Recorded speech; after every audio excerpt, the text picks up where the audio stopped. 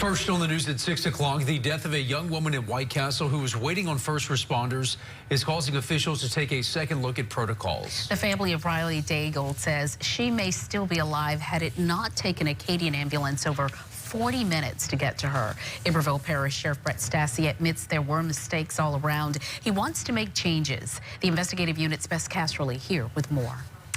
Michael, Sylvia, generally in a life-threatening emergency situation, 911 operators will dispatch the fire department and ambulance service and alert the sheriff's office.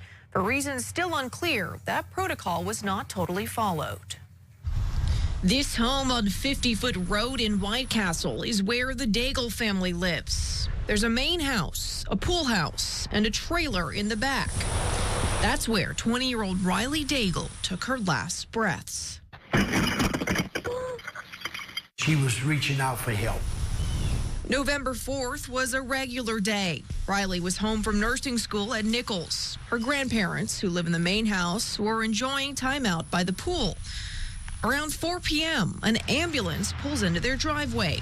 Riley's uncle, Cody. My dad walked out to the Acadian ambulance. They rolled their window down and asked him, is there an emergency? My dad said, no, ma'am, not that we have acknowledged. And then it dawned on my daddy. Yes, Riley. What the family didn't know was that Riley had called 911 nearly 40 minutes earlier. This is that call. 911, where's your emergency?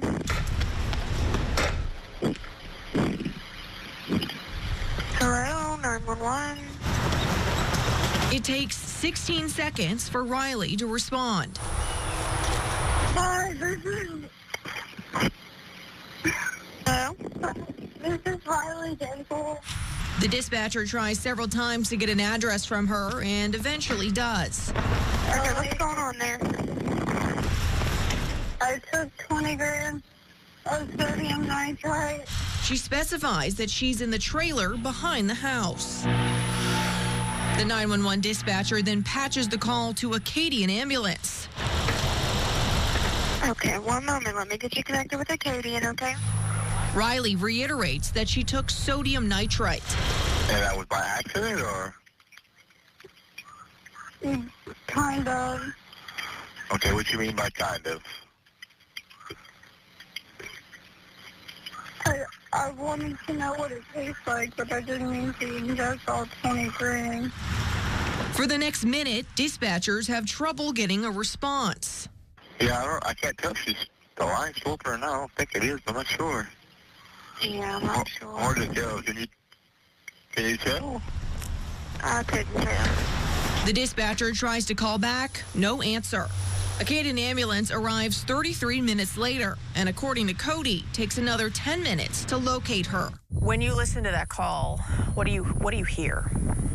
I hear her in distress pretty much. You know, goes from her alert, being more alert, to not, you know. Riley never regained consciousness. You know, a person sits there for 43 minutes without being helped. I honestly knew she wasn't coming back, and that's what hurts the most. Looking back now, I can see 1, 2, 3, even 4 errors that may have delayed the response to this scene. Iberville Parish Sheriff Brett Stassi admits the usually reliable system what took so long failed the Daigles that day. After meeting with the Acadian ambulance, it was determined that this call in White Castle should have been a higher priority, and they should have rerouted one of the ambulances that were already dispatched to a scene. They arrived. According to Cody Daigle, the ambulance that did finally arrive to their home was dispatched from the St. Gabriel area.